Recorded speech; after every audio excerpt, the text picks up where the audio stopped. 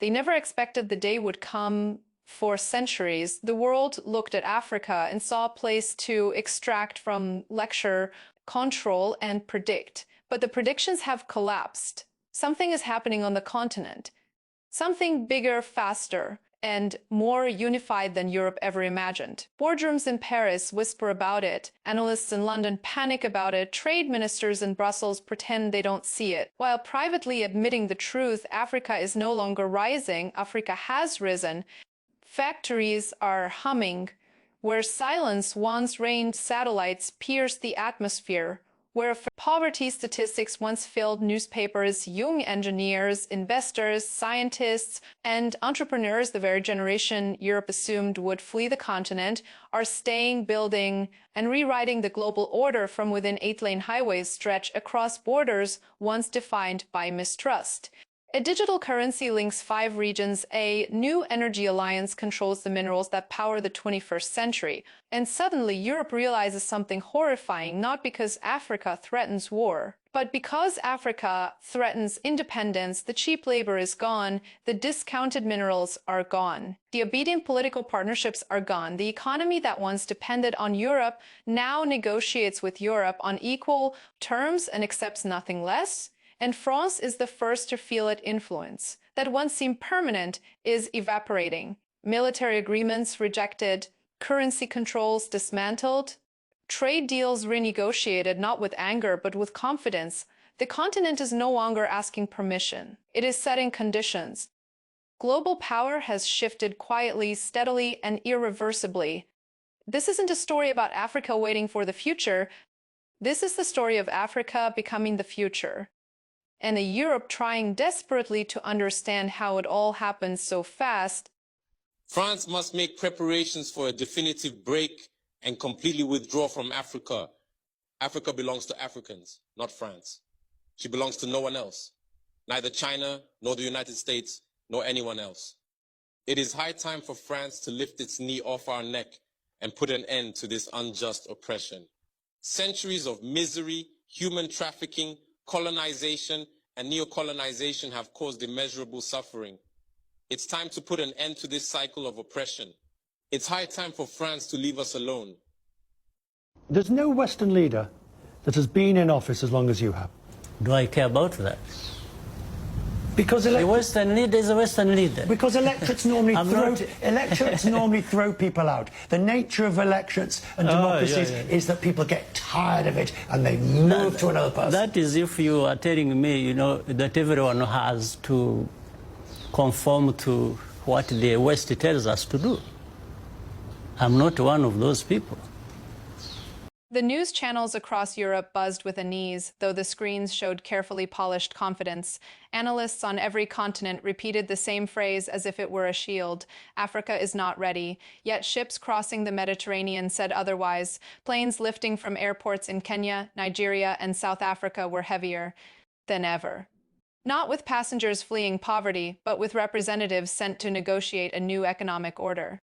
For years, Europe had comforted itself with the idea that the continent to its south would forever remain dependent, forever be a passive market for its products and a source of raw materials.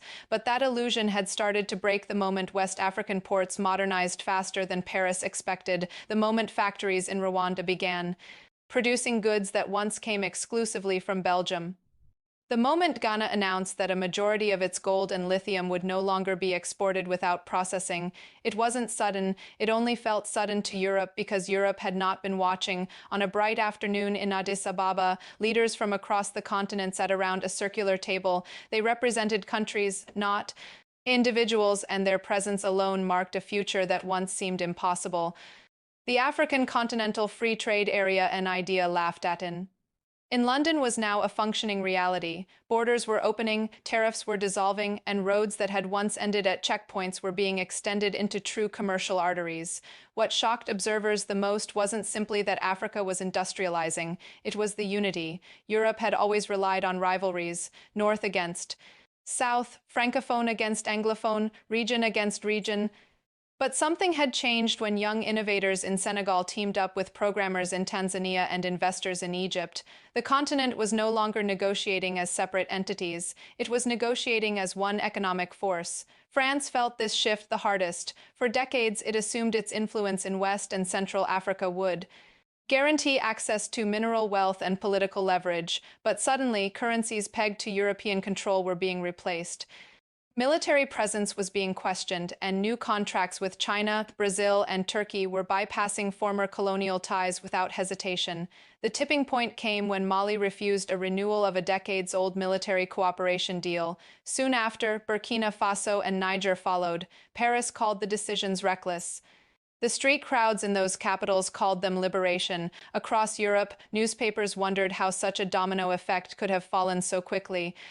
They still believed the decision must have been orchestrated. They did not understand that the orchestration came from the collective will of millions.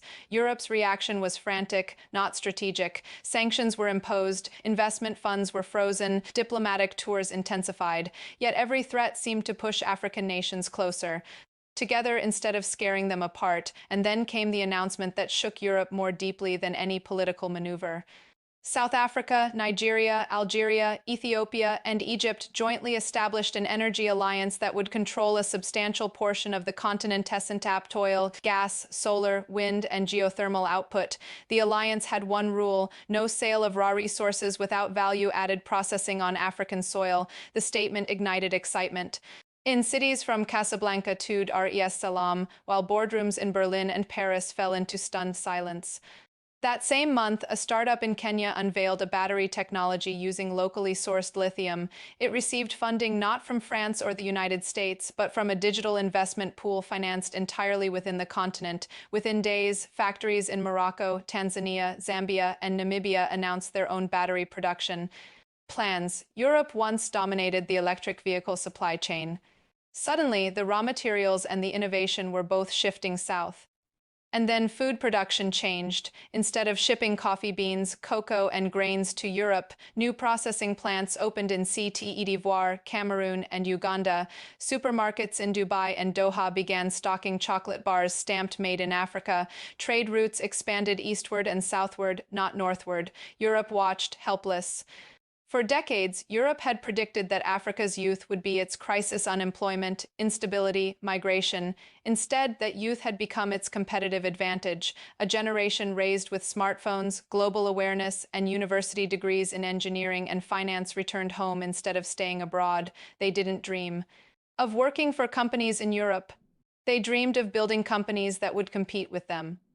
The fear circulating in Paris wasn't military, it was economic. France had long assumed that diplomatic ties and historic language alliances guaranteed permanent markets, but the new leaders of the continent saw loyalty differently. Loyalty was to progress. Loyalty was to independence. Loyalty was to the future. Meanwhile, Europe was aging. Factories were slowing, energy prices were climbing, fertilizer shortages were crippling agriculture. And for the first time in centuries, Africa wasn't asking Europe for a lifeline. It was offering one, but with conditions. At a forum in Nairobi, the African delegates spoke not with demands, but with confidence. Trade will continue, one said, but on equal terms. No raised voices, no threats, just certainty. Europe, so used to writing the rules, now had to decide whether it could accept them.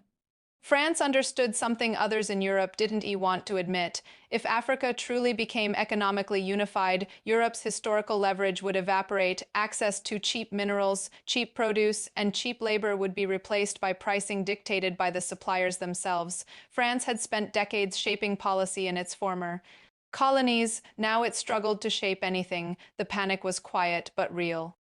Journalists in Brussels whispered the once unthinkable, that diplomatic pressure might make Europe look desperate. Financial analysts in Zurich admitted that future billion-dollar investment flows were shifting southward, and for the first time since the Industrial Revolution, European leaders were preparing economic strategies not to dominate Africa, but to keep up with it. The change was cultural too. African fashion, music, cinema, and digital content weren't merely trending, they were reshaping global taste. Streaming platforms promoted content from Nigeria and South Africa as aggressively as anything from Hollywood. Stadiums in Europe filled to see African artists. Teenagers in Sweden learned Afrobeats. Choreography. Youth everywhere sensed what politicians refused to say out loud. The center of gravity was moving. And in every parliament across Europe, one question echoed behind closed doors: what if the future is African? The thought was terrifying for those who believed global influence was static, but history doesn't ask permission to rewrite itself. It simply moves, and now Africa was moving. Europe could feel the ground shift. France could not stop it. Rumors spread across diplomatic circles that Europe was planning a coordinated response, but internally every nation argued with itself. Some pushed for stronger sanctions, others whispered that sanctions would accelerate the shift they feared. A few advocated for partnership instead of pressure, but they were drowned out by the old instinct to maintain control. France, more than anyone, could not imagine a world in which Africa dictated terms. For decades, its companies owned ports, banks, railways, and mining concessions across West and Central Africa. Losing influence there meant more than losing prestige. It meant losing the economic lifeline that kept its industries running and its markets stable. So France doubled down. New military agreements were proposed, new loans were offered, new promises were wrapped in the language of friendship, but the continent had changed too much to fall for old strategies. In Abidjan, university students debated whether European partnerships ever served Africa's interests beyond extraction. In Lagos, economists published open papers explaining how global trade had been designed to keep the continent dependent. In Lusaka, farmers discussed sovereignty not in political terms but in agricultural ones: who owned the seeds, who owned the land, who controlled the market. Awareness itself had become resistance. Europe did not understand that it was no longer negotiating with leaders alone. It was negotiating with an entire generation. The shift became undeniable when the African Credit Bank, the first of its kind, began operations in Nairobi. Funded by African governments, private companies, and diaspora investors, it was formed with a simple goal: provide loans to African nations without political conditions. It didn't matter whether a country wanted to build a railway, a dam, a steel plant, or a satellite launch base. The loans came without lectures on governance or mandatory spending instructions. That one institution alone threatened the financial leverage Europe had used for decades. Development funds from Paris suddenly looked like shackles instead of help. Then came an announcement that stunned even skeptics: a common digital currency pilot across 5 regions. It wasn't meant to replace national currencies, but to facilitate trade within the continent without relying on the dollar or the euro.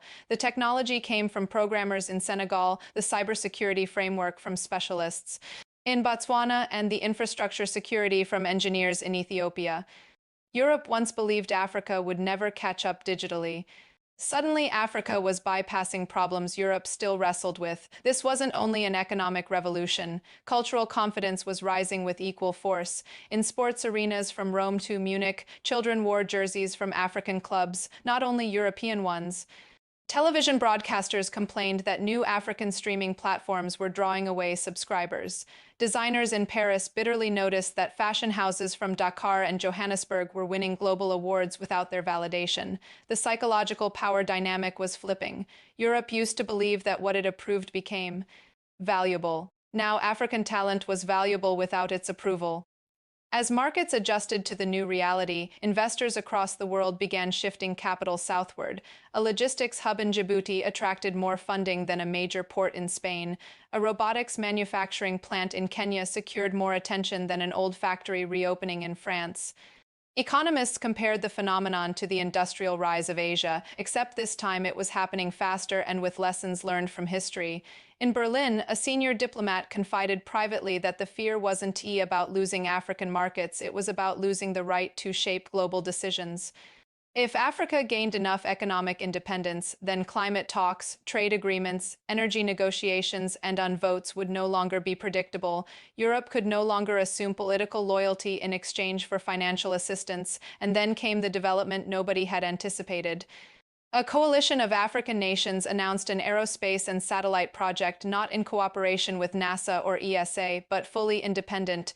Observatories in Namibia, research labs in Egypt, aviation institutes in Tunisia, and launch facilities planned in Angola were unified under a single scientific mandate. The world laughed at the idea until a test satellite launched from the coast of Kenya and entered orbit flawlessly. Silence swept through European media 4 hours before the headlines reluctantly appeared. At that moment, even the most dismissive voices in Europe saw what was happening. Africa was no longer positioning itself to join the future, it was helping create it. France reacted with urgency close to panic. Private diplomacy reopened channels it had closed. Lobbyists rushed to secure mining contracts before nationalization amendments took full effect. Energy companies offered inflated bids for natural gas concessions in North Africa, but every move seemed too late. Every attempt to regain influence met the same response: respectful rejection. The turning point wasn't a grand declaration or dramatic event, but something quieter and more symbolic. At a trade forum in Dakar, a European delegation requested priority scheduling. In years past, organizers would have rearranged the entire event to accommodate such a request. This time, the answer was straightforward. The program could not be altered because delegations from Africa had filled every available premium slot. For the first time, Europe waited for Africa, and that quiet moment, simple, polite, and unremarkable on the surface, was more revolutionary than any satellite launch or energy pact. It meant psychological sovereignty had finally arrived. The continent no longer saw itself as secondary, and once the mind no longer accepts inferiority, no foreign power can enforce it in. Across Paris and Brussels, observers admitted something extraordinary was unfolding. Africa was becoming a center of global gravity, not through confrontation, but through competence. And the more Europe tried to resist, the faster the shift accelerated.